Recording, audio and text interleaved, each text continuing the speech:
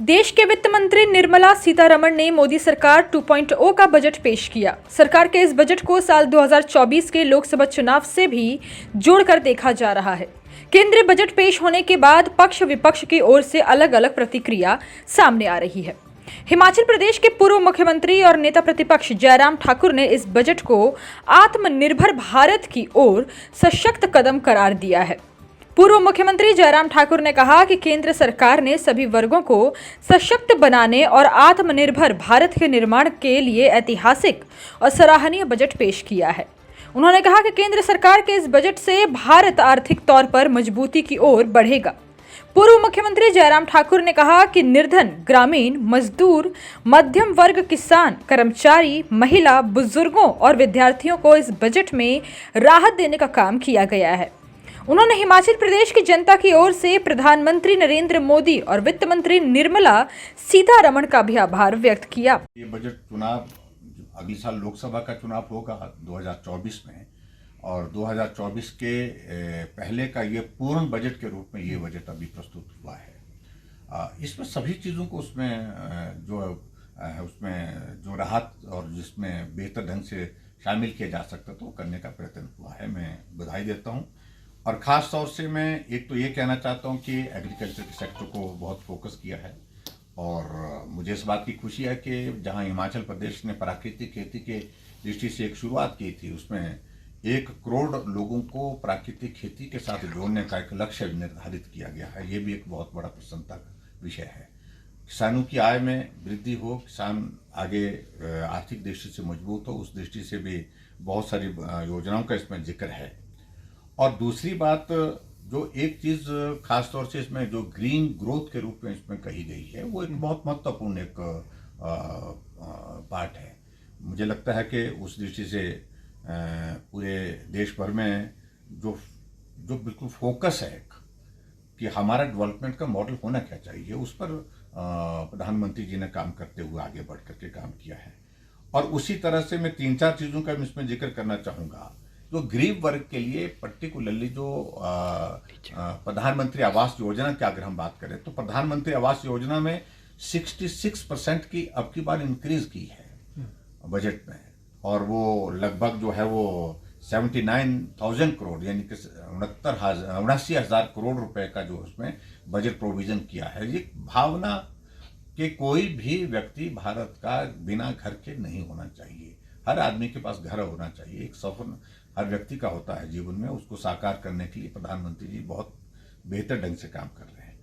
और उसी तरह से हमारा इंफ्रास्ट्रक्चर और ज़्यादा मजबूत हो, उस तरह से एयरपोर्ट कनेक्टिविटी के लिए बहुत महत्वपूर्ण है, और इंफ्रास्ट्रक्चर की दृष्टि से 50 नए एयरपोर्ट बनाने का भी बजट में ऐलान किया गया है, उसमें प्रावधान किया गया है। और उसी तरह से टूरिस्ट डेस्टिनेशन, जो 50 से ज़्यादा जो है टूरिस्ट डेस्टिनेशन डेवलप करेंगे पूरे देश भर में, आइडेंटिफाई करेंगे, उस पर काम करेंगे। ये भी एक बहुत महत्वपूर्ण एक कदम प्रधानमंत्री जी ने उसमें उठाया है। और उसी तरह से मैं ये भी देख रहा था उसमें कि हमारे जो विशेष तौर से मिलेट को, जो हमारा मोटा अनाज जिसको हम बोलते हैं, जो आज की तारीख में जिसकी हम महसूस करते हैं कि उसकी कमी उस फील्ड में ज़्यादा फोकस नहीं होकर के हम किसी और दिशा में चल पड़े। एग्रीकल्चर सेक्टर में जो है उसकी प्रोडक्शन और उसकी ठीक तरह से हम खेती कर सकें, उसके लिए फोकस होकर के इस बजट में प्रावधान करने के लिए जो एक बात कही गई है। और उसी तरह से फार्मा सेक्टर में नए इनिशिएटिव्स के साथ जो काम करने की दृष्टि से एक बड़ी पहल है।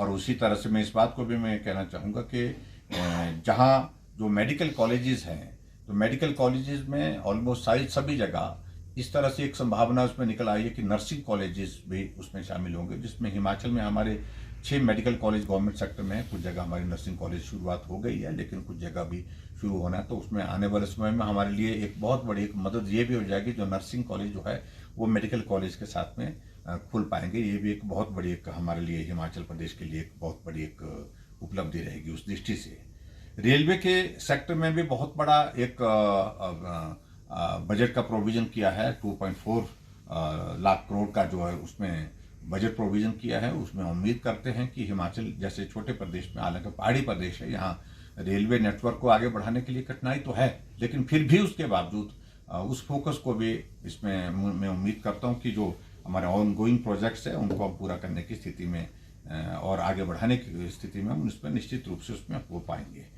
और उसी तरह से जो हमारा महत्वपूर्ण पार्ट जो जिसको लेकर के मैं ये कहना चाहूँगा कि महिलाओं के लिए और बुजुर्गों के लिए जो विशेष तौर से इसमें जो प्रावधान किया गया, जो महिलाओं के लिए 2 लाख रुपए की इनकम तक जो है वो 7.5% जो है उसमें ब्याज देने की बात कही गई, और उसी तरह बुजुर्गों के लिए भी उसमें एक चीज़ को और जोड़ा गया है, खास तौर से जो सीनियर सिटीजन को 15 लाख से 30 लाख रुपए तक जो हमारे उनकी सेविंग जो होंगी उसमें वो 7.5% के साथ ब्याज देने की बात उसमें कही गई। ये भी एक बहुत बड़ी बुजुर्गों के लिए भी और महिलाओं के लिए भी एक बड़ी खुशी की बात है।